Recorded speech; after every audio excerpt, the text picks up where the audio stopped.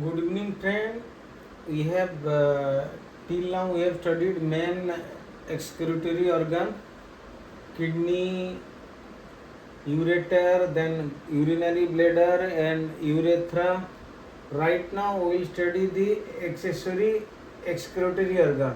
Means main जो excretion organ है उसके साथ और क्या क्या एक्स्ट्रा ऑर्गन है जो आपका एक्सक्रीशन में हेल्प करता है. इसमें mainly four type of accessory excretory organ, that is skin, lungs, liver and salivary gland.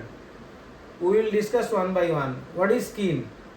आप लोगों को पता है जब गर्मी में पसीना दौड़ते हो, पसीना निकलता है और अंडरनीथ आवर स्किन की नीचे we are having a sweat gland. Sweating होता नहीं, अरे स्वेटिंग उसको कहते हैं, स्वेटिंग हो रहा है, उसको स्वेटिंग हो रहा है. इसका मतलब हम लोग का स्किन की अंडरनीथ में स्वेट ग्लैंड है जिसमें स्वेट निकलता है. दैट स्वेट कंटेंट्स क्या कंटेन करता है? Salt, water, urea, uric acid. हम लोग पहले पढ़े थे जो एक्स्ट्रा है, सॉल्ट निकल जाता है, पानी निकल जाता है, यूरिया, यूरिक एसिड, ये सब जो निकलता है that is a process of excretion से ही निकलता है ना. ये कैसे? तो स्किन हो गया one of the excretory organ, क्योंकि इससे हमारा extra salt, water, uric acid निकलता है through our sweat gland. Sweat gland में क्या होता है? Sweat gland underneath of skin रहता है, उसे ये निकलता है.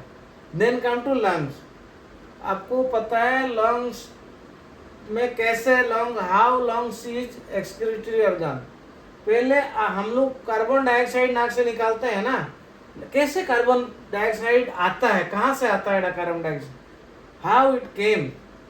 पहले हम लोग का क्या होता है, जब ग्लूकोज हम खाना खाते हैं, हम चावल खाते हैं, रोटी खाते हैं, दीज आर कार्बोहाइड्रेट, वो ग्लूकोज में कन्वर्ट हो जाता है.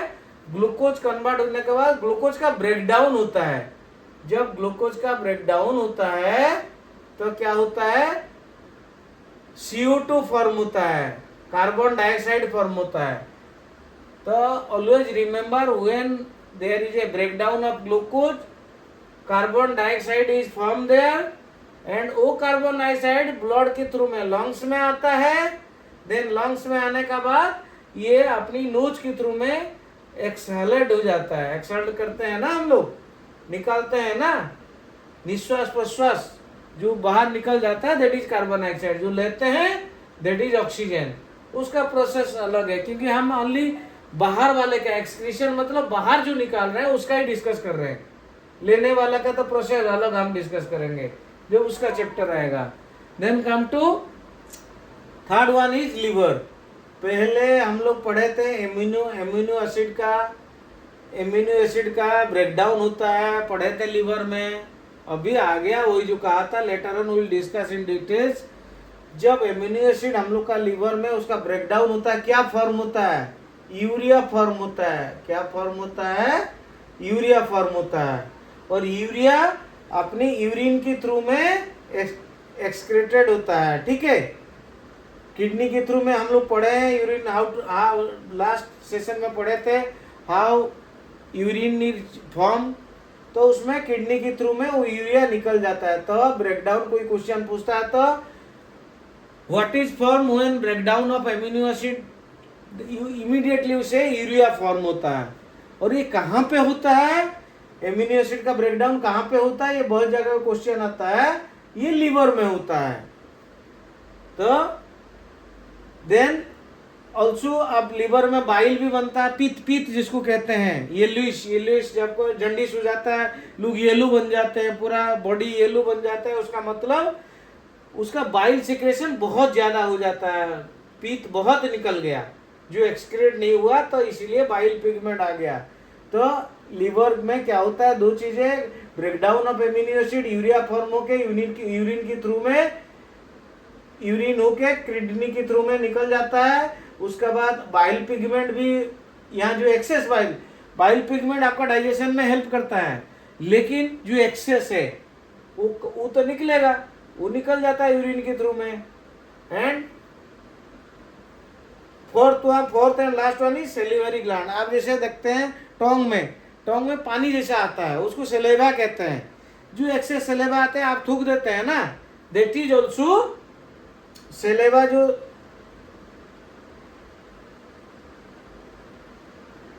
थ्रोन आउट करते हैं, सेलेवा थ्रोन आउट करते हैं, जो थूक की थ्रू में स्पिटिंग करते हैं, स्पिटिंग करते हैं ना, तो उस स्पीड से जो निकलता है वो सेलेवा निकलता है। उस कहाँ फॉर्म होता है? अपना टोंग के ऊपर, अपना जीभ के ऊपर जो पानी जैसा आ जाता है, that is called सेलेवा।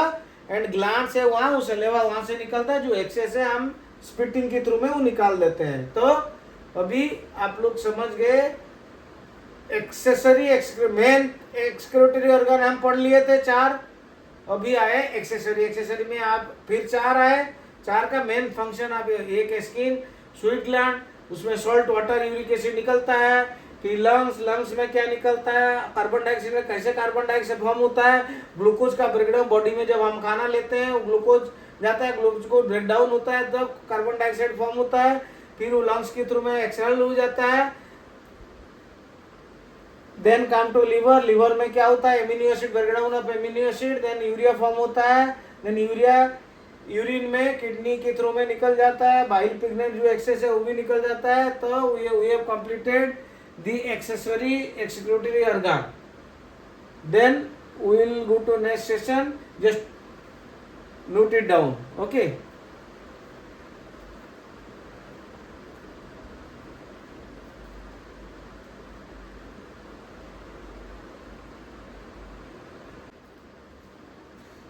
Then come to another topic, that is osmoregulation. What is osmoregulation? और osmoregulation पहले आप सुनिए, आपकी बॉडी में कितना पानी और कितना सॉल्ट चाहिए, who will decide? ये डिसाइड करता है किडनी। तो फंक्शन उसका क्या है? Regulation and maintaining. रेगुलेट भी करता है, मेंटेन भी करता है। जो कितना पानी चाहिए हुआ, 1 किलो चाहिए, 2 लीटर चाहिए, 5 लीटर चाहिए, how much water required. And same मेरे को सपोज मेरे बॉडी में I need 2 litre water, and that water has to be maintain also ना, मेरे बॉडी में मेंटेन होना चाहिए ना, नहीं तो मेरे से निकल जाएगा फिर। Then I have to get the water. So regulate करना एंड मेंटेनिंग करना, वाटर एंड सॉल्ट, ये कौन करता है? This is done by kidney is called osmoregulation. सब प्रैक्टिकल अप्रोच में आप लोग सीखो। बहुत थ्योरी पढ़ लिया, अभी थ्योरी मत पढ़ो। मेरे बॉडी में कितना पानी चाहिए, जैसे मेरे को स्वेटिंग होता है, पानी निकल जाता है ना, then I have to take water.